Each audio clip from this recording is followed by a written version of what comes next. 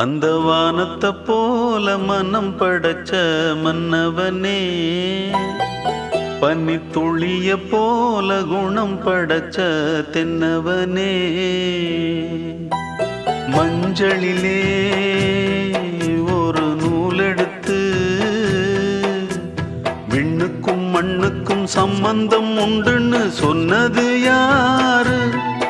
அது மன்னவன் பேரு.